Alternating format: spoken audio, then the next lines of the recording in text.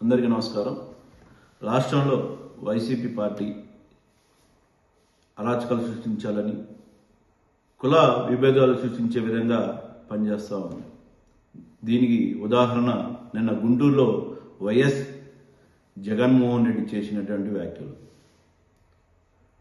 అసలు కల్తీ నెయ్యి విషయంలో దాన్ని డైవర్ట్ చేయడం కోసము కులాల మధ్య చిచ్చు పెట్టే విధంగా అంబటి రాంబాబు గారిని అడ్డం పెట్టుకొని వాళ్ళ పార్టీ చాలా లబ్ధి పొందుదామని చూస్తూ ఉంది. కానీ రాష్ట్రంలో ప్రజలు తెలుగు ప్రజలు అందరూ కూడా చాలా విజ్ఞానవంతులు. వీళ్ళు చేసేదానికి ప్రతిదీ కూడా క్షుణ్ణంగా అబ్జర్వ్ చేస్తూ ఉన్నారు. మరి కల్తీ నెయ్యి జరిగింది అని చెప్పేసి నేషనల్ డైరీ డెవలప్మెంట్ బోర్డు నివేదిక ఇచ్చిన తర్వాత దాన్ని బయటపెట్టడం జరిగింది. దీని మీద సుప్రీంకోర్టుకి వెళ్ళినటువంటి వ్యక్తి వైఎస్ పార్టీకి చెందినటువంటి మాజీ టీటీడీ బోర్డు చైర్మన్ అయినటువంటి వైవి సుబ్బారెడ్డి గారు. అప్పుడు సుప్రీంకోర్టు ఆదేశాల మేరకు సిబిఐసిటీ ఏర్పాటు చేయడం జరిగింది. ఇవన్నీ కూడా జరిగి వాళ్ళ విచారణలో ఏదైతే వాళ్ళు ఎంక్వైరీ చేశారో, ఏదైతే విచారణలో వాళ్ళకి తెలిసింది నిజాలని కోర్టుకి సబ్మిట్ చేశారు. దీంట్లో కోర్టులో కూడా సిబిఐసిటీ ఇచ్చేటటువంటి ఏదైతే రిపోర్ట్ ఉందో ఆ రిపోర్టు కూడా నెయ్యి కల్తీ జరిగిన మాట వాస్తవమే అని చెప్పేసి ఇచ్చింది. కానీ దానిని కప్పిపుచ్చే విధంగా ఈ వైసీపీ పార్టీ రాష్ట్రంలో అరాచకాలు సృష్టించే విధంగా పనిచేస్తూ ఉంది. అది మనందరికీ తెలుసు. అంబటి రాంబాబు గారు తిట్లే కాదని చెప్పేసి వీళ్ళు అంటా ఉన్నారు.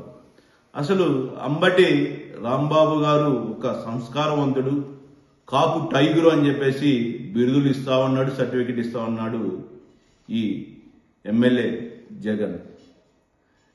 మరి అసలు నెయ్యి గురించి మాట్లాడితే నిజంగానే నెయ్యి కల్తీ జరగలేదు అనుకున్నప్పుడు మీరు అసెంబ్లీ సమావేశాలకు హాజరయ్యి దీని మీద చర్చించాల్సిన ఆవశ్యకత ఎంతైనా ఉందని చెప్పేసి ఇప్పటి ప్రభుత్వాన్ని మీరు ఎందుకు గట్టిగా అడగలేకపోతున్నారు?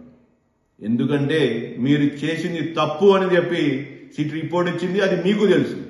దీన్ని ప్రతి ఒక్కళ్ళు కూడా మనం గమనించాల్సిన విషయం. ఎందుకంటే ఈ వైఎస్ జగన్మోహన్ రెడ్డి కోడికత్తి కేసులో ఏం చేశాడు, అట్లానే బాబాయ్ గొడ్డల కేసులో ఏం చేశాడు మనం అందరం చూస్తూనే ఉన్నాం. ఈయన వస్తాడు, ఒక గెస్ట్ లాగా వస్తాడు, నెలకో లేదా 10 రోజులకు ఒకసారి. ఎక్కడి నుంచి? బెంగళూరు ప్యాలెస్ నుంచి తాడేపల్లి ప్యాలెస్కి వస్తాడు, ఒక రోజు ఉంటాడు, మళ్ళీ మరుసటి రోజు జంపు. ఈయనకి మానసిక పరిస్థితి సరిగ్గా లేనట్టుంది. ఎందుకంటే ఈ మధ్య లండన్ కూడా వెళ్తున్నారు పదే. ఎందుకు? అక్కడ చూపించుకొని వస్తున్నాడు. ఈయన మానసిక పరిస్థితి ఇక్కడ చూపించుకుని మనకు తెలిసింది కదా. ఈయన చేసే పనులు కూడా ఇక్కడ కూడా మతి స్థిమితం లేకుండా చేసేటువంటి పనులు. ఒకళ్ళు తిడితే అది మంచి పదం, ఇంకోళ్ళు తిడితే అది చెడ్డ పదం. మరి వీళ్ళు ప్రభుత్వం ఉన్నప్పుడు ఎవరో ఒక ఆయన ఏదో చిన్న పదం దొర్లింది అని చెప్పేసి మీరు అసలు అది పెద్ద బూతులాగా బోధద్దలో చూపించి తెలుగుదేశం పార్టీ కార్యాలయం దాడి చేసిన మాట వాస్తవం కాదా? మరి అప్పుడు అది తిట్టైనంత జ్ఞానం ఉన్నప్పుడు ఈ బూతులు మీకు కనబడవా?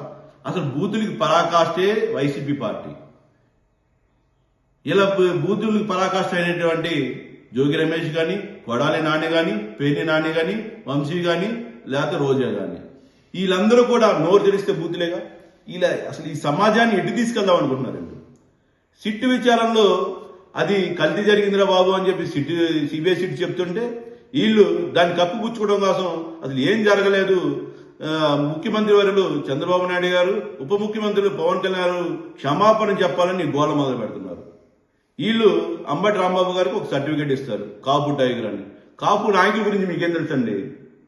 కాపు నాయకుల గురించి చేయాలంటే క్రికెటర్ అయిన సికే నాయుడు గారు కానీ, అదే కోడి రామూర్తి గారి గురించి కానీ, అట్లే కుర్మ వెంకటరెడ్డి గారు అప్పటి మద్రాస్ ప్రెసిడెన్సీలో ముఖ్యమంత్రిగా పనిచేసినటువంటి పెద్దవారు కానీ, లేదా మచిలీపట్నం కోనేరు సెంటర్లో స్వరాజ్యం జెండా ఎగరేసినటువంటి సమరయోధుడు గన్నుబత్తుల పెద్ద తాతారావు గారు, ఇలాంటి వాళ్ళ గురించి మాట్లాడుకోవాలా?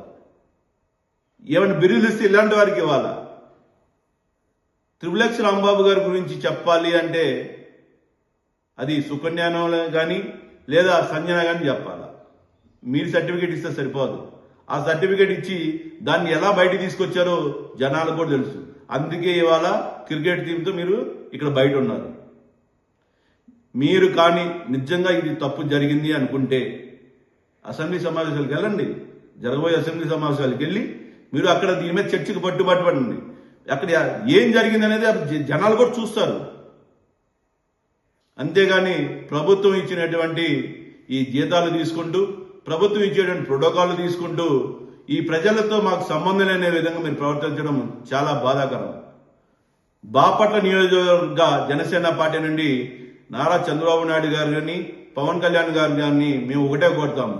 ఈ కల్తీ నెయ్యి ఎవరైతే చేశారో వాళ్ళని చట్టరీత్యా ఏదైతే మనము చట్టరీత్యా ఏదైతే చర్యలు తీసుకోవాలో మీరు చర్యలు తీసుకొని ఈ హిందూ ధర్మాన్ని కాపాడుతూ వాళ్ళ మనోభావాలను రక్షించే విధంగా మీరు చర్యలు తీసుకుంటారని కోరుకుంటా ఉన్నాం.